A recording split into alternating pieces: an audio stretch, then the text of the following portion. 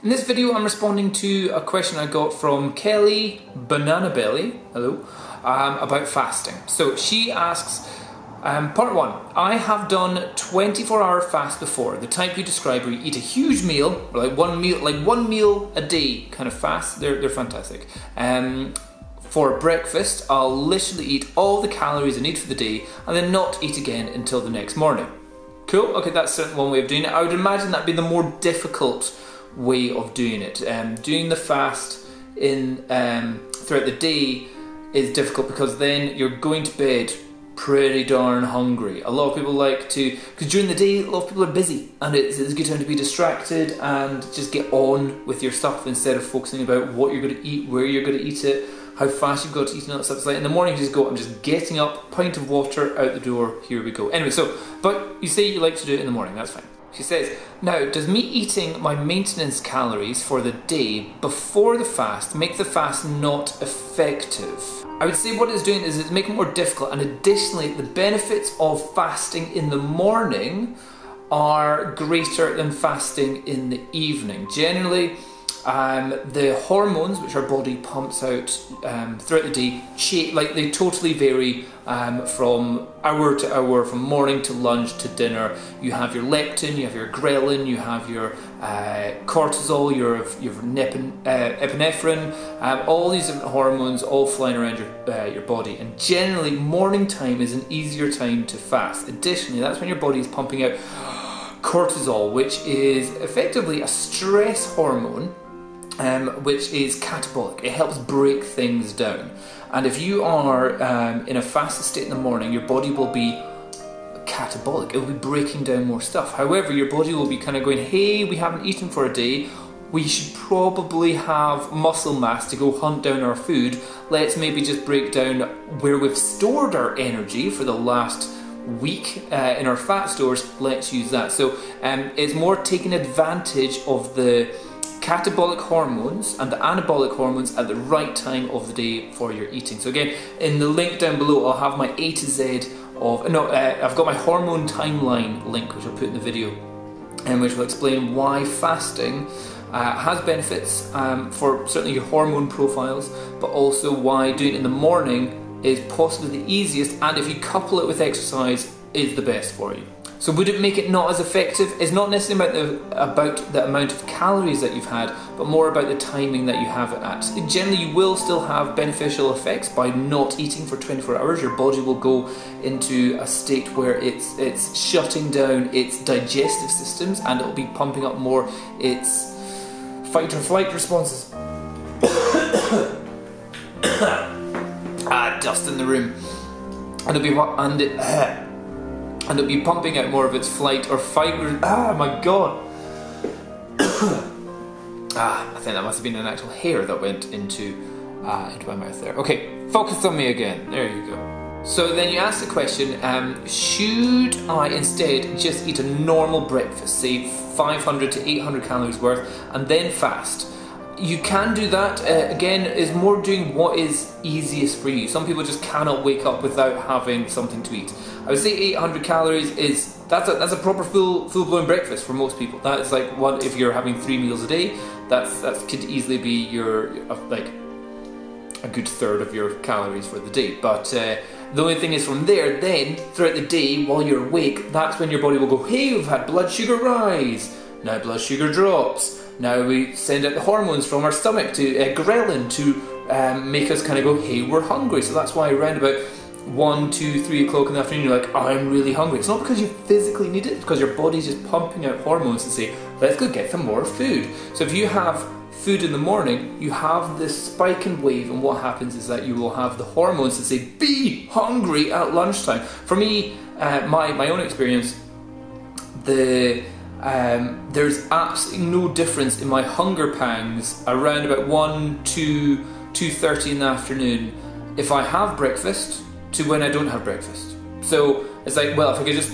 not have breakfast and I can get the benefits from not having breakfast and then just eat at 2, 3 o'clock in the afternoon, then that's where you get all the benefits from it. And it means I can have a bigger meal and feel more full up later on in the day. And it means when I'm going to bed, I'm not going to bed at the point where I'm like, super hungry and want to bite my actual hand off. Kelly, Banana Belly, then goes on to say that she likes the idea of the 16-8 fast, so where you're just eating for 8 hours, fasting for 16 hours. That's the easiest one. That's effectively just a delayed breakfast. And you say, hold on, now normally I see people delay their breakfast and work out on an empty stomach in the morning. I've tried many times to do a workout in the morning and I just do not respond well. I've got some tips for that then.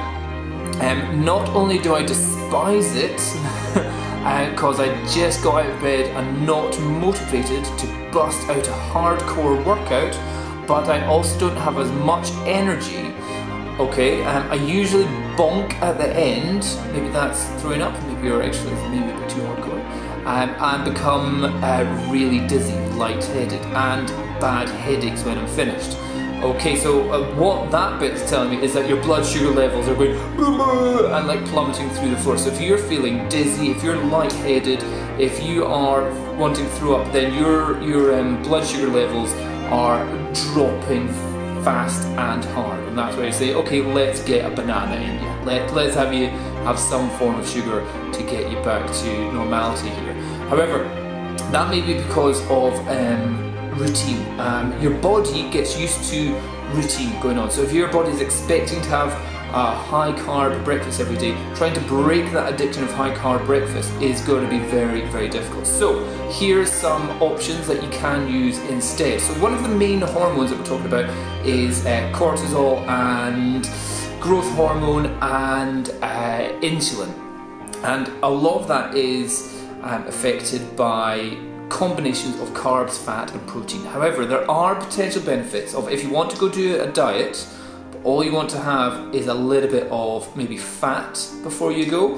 And I'm not saying go chug a pint of olive oil, but a good example would be cacao. Cacao is the hardcore version of chocolate. Chocolate before it becomes chocolate. It's disgusting. It's bitter, but it's high fat, very high fat. Same with like a couple of almonds as well. Very high fat, no carbs, so you're not having any movements of your blood sugar levels, but it should mean that so your insulin won't be bouncing around all over the place, but it should mean that you're getting a source of calories, a source of fat. Again, you're opening up the fat burning pathways within your metabolic systems as well if you're consuming only fat in the morning.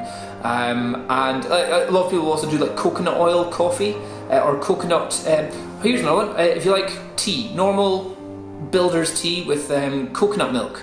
Again, there's pretty much no sugar. As long as you have like no sugar added sugar stuff, and you just put the coconut milk in. High fat, cacao. That's another one. Or just have a bit of avocado, guacamole on some nuts, something like that. And then you're getting a good bunch of calories for you to do your workout. You're opening up your fat metabolizing pathways throughout your body, and your liver is effectively having a little relaxed time of not having to deal with fructose and glucose, and your insulin is not being pumped out, making you have blood sugar spikes and drops. So, did I answer your question there, or did I just go for a big ramble? Let's okay. So yeah, your workouts in the morning. So if you're finding them very difficult, I would say a lot of people may go for stimulants, some form of, like for me, if I try beside the bed a pint of water, like a big jug of water, then I wake up, I'm like glug glug glug glug glug, and then I'm like, oh my god, that gets everything moving, that gets the body actually working. Additionally with that, I'll have a coffee before I go to the gym, just some more focus there, and in that coffee I'll have some cacao, like I get the buttons, cacao liquor buttons, or liqueur buttons, which they're pretty much just fat, chocolate fat. But does the bitterest thing in the world, loads of benefits from lots of polyphenols and antioxidants, so very, very good for you in general. And you can get quite a lot of them for quite cheap, but I'm talking like maybe like 2 or 3 before going to the gym, and that is more than I need. And with that way, I'm not having, anyway, I've already said blood sugar levels go up and down, so try that. Another one is some people do is BCAAs. If you're wanting some sort of supplement, branched chain amino acids. So again, this is kind of like what are the building blocks of certain types of protein. Taking them before you go to the gym. There was a lot of research for a while saying that about 10 grams of BCAAs could have beneficial effects for protein sparing when doing fasted cardio or fasted weightlifting. There is conflicting advice there, but again, the placebo effect is an amazing thing. So if you want to get some BCAAs and a little bit of fat in you before you go for a workout, that can give you something, the energy, the fullness, and maybe reduce any forms of feeling lightheaded or dizziness at that time. You also say instead of having an early dinner, maybe just finish eating at 6 and eat in the morning at 10. This way I eat before a workout. Doesn't still have a positive effect on fat burning. It potentially could. The only slight difficulty is if you eat at 6, generally by the time you've digested it, 4 hours, it's usually a 4-hour period from eating. That's when your stomach inside you releases a hormone called ghrelin, which is a signaling hormone that goes up to your brain that says, let's go get more food. So if you eat at 6, or you finish eating at 6, and it's, let's say it's more carb-based diet rather than, like if it's high fat and all that kind of stuff, ghrelin is less produced. But if you're having like a big bowl of pasta or something like that, great for carbo loading. However, usually about 4 hours later, that's when your stomach will be releasing carbs, and that's when it may be a little bit difficult for going back to sleep. There is a diet protocol called the Carb Night Solution. If you want to look at that, that's where if you're totally into your carbs, having your carbs late on in the evening can have beneficial effects, because you're having the overcompensation of insulin late at night. It means that when you're sleeping, you're having a positive anabolic effect on your body to help repair yourself. I haven't done too much research in that. Something I will look into in the future, but it is something to be aware of, that there are diet protocols. Well, it's suddenly bright nuclear holocaust.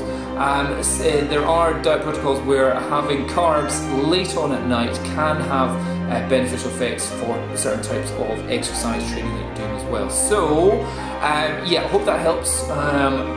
Kelly Banana Belly, I would say the best benefits you can get are definitely by doing fasting in the morning. It generally is easier for most people. If you are wanting to get the most, I would say definitely combine it with some form of exercise, whether it's high intensity or low intensity. It doesn't really matter. It's just burning up some of your spent up calories, and it's doing that while your body's pumping out things like cortisol and epinephrine. It's not epinephrine, ephedrine. No, it's not ephedrine. It's epinephrine, adrenaline, stuff like that, to get your body pumped and going. Because as soon as you eat, your body's like, digestion time. It's rest and digest. So like when you eat, your body wants to rest and digest. When you're not eating, your body's like fight or flight. Why is there no food? I must go hunting. I must not die. So when you eat in the morning, your body's like, hey, there's food everywhere. Let's rest and digest. But that's where maybe having a little bit of food, like a little bit of fat. Again, if you imagine cavemen, the most likely, like if you not paleo diet stuff, if you imagine like we are still cavemen and women, that effectively if you're waking up in the morning and you're about to go, I need to go out on a hunt, you may just kind of go, if I have a little bit of the leg of dinosaur, which I caught yesterday, a munch of that before I go for a run, it's not going to fill me up too much, and it's not going to give me a sugar crash after I've been running after a tiger for 10 minutes, then that's probably the better way to do it. So yeah, I think some people definitely say like a high fat, high protein breakfast is probably easier for you to then fast throughout the rest of the day. But yeah, many options out there, but a little bit of fat, a little bit of amino acids, not necessarily 100% evidence-based, but placebo effects are fantastic, and it could be that's all it needs for you to get through a workout in the morning. And a bit of coffee if you need to, or a tea, green tea, if you want to have a green tea with a little bit of coconut milk is a fantastic job as well. Hope that helps. Okay, cheers, Kelly Banana Belly. Cheers, bye-bye.